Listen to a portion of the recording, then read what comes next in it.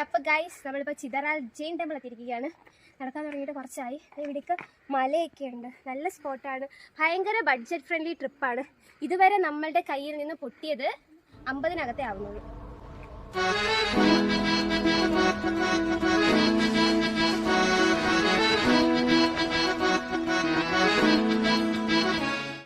അഞ്ച് കാട്ടുപൂ ഇവിടുന്ന് പറിച്ചുകൊണ്ട് ചെന്ന് നമ്മൾ കിടക്കുന്ന തലേണയുടെ അടിയിൽ വെച്ചാൽ നമ്മൾ സോൾമേറ്റ്സിനെ കാണും.